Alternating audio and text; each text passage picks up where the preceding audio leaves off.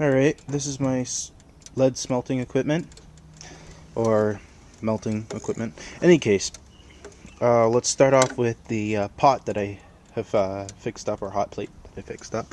As you can see, I have an extra thermal barrier, or somewhat thermal barrier, just to keep extra heat in, so that I don't have to use as much power, and that it heats it up quicker.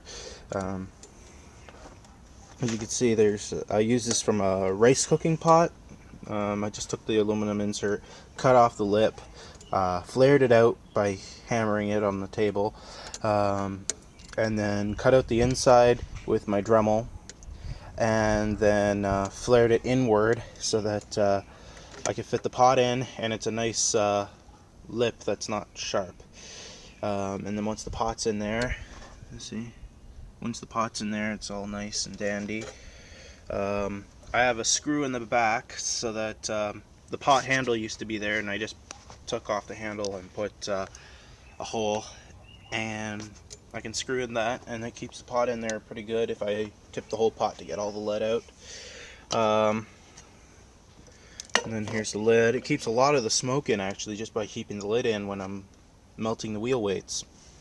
In any case, some of the tools that I've made and acquired is my lead dipper, and it just needs to be warmed up a little bit more. There we go. And it works pretty good. Got a bit of control there. And this has already been outside all winter, and part of last summer out on my little tray for lead stuff. And up here, there we go. Up here I have a nice big old bar magnet, and I use that to get all the clips out. Over here would be my old spoon, and there used to be another spoon on this end, but I fixed this up to be a little bit different. My draw spoon that used to be on that other piece of metal that I showed you a moment ago, and it's pretty good. Just clears out the dross. There's no holes in it, but oh well.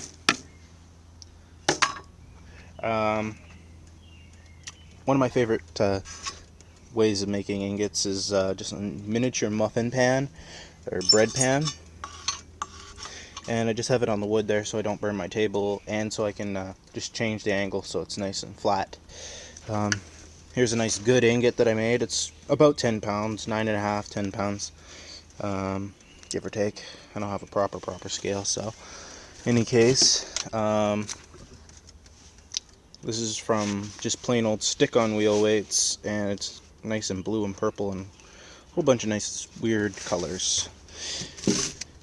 And same here, stick-on wheel weight ingot, just a whole bunch of stick-on wheel weights. And this one would be the clip-on wheel weights. And over here I've got more smelting equipment. Let's get rid of that plastic. And down here, this is where there we go. That's where I keep charcoal, or not even charcoal, just ash from my fire pit outside, and I just put the BBs in there to powderize it. Whenever I shake it, it just gets more pulverized, and it's great for a release agent for this tin. I found out there's a thing with matches for molds, so I'm going to try that later. And what else do I have to show about this? Oh yeah, my dross bucket.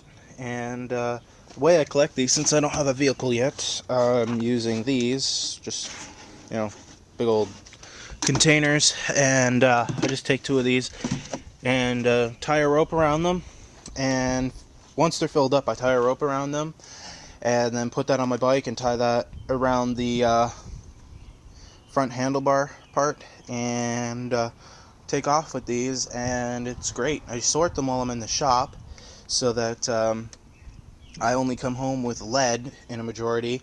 Sometimes I get a couple zinc because I messed up, but usually I just get lead wheel weights. And I made a lot of wheel weights. A couple other things is torch is always good to have. It get your lead to start smelting a lot faster. And for anybody who doesn't know, that would be a clip-on wheel weight.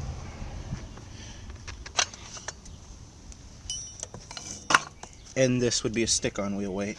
This is zinc, I think, so I didn't put it in. Any case, silicone trays, they actually work. I've used this a few times to make little Lego brick ingots when I was first starting out, and it has no signs of real wear. It did turn a little bit of a white color, but that went away already, so just keep it level and silicone seems to work. It's just like putting it in sand or something, but yeah. Oh, and I've tried this, and I've used a different battery than this one, but it's close enough to being the same. And yeah, it was a dumb idea. I see now why people don't want to use batteries for getting lead. It's a lot harder.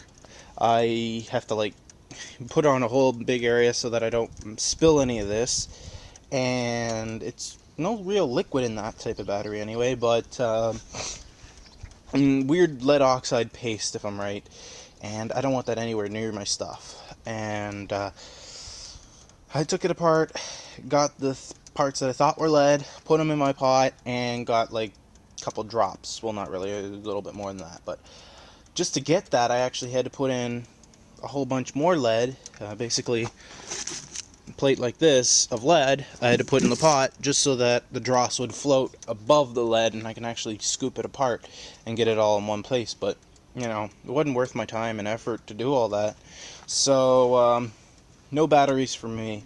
I found out later I needed to have some carbon or something, carbon in there. Yeah.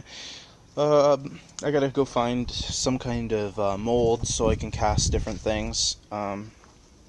Preferably I wanted to get some small ball molds for my slingshot, and larger ones for cannonballs, which I can't use really, but they're awesome, so why not? And just random other molds. Any case, this video is getting long enough for now. I'll make more videos later. See ya.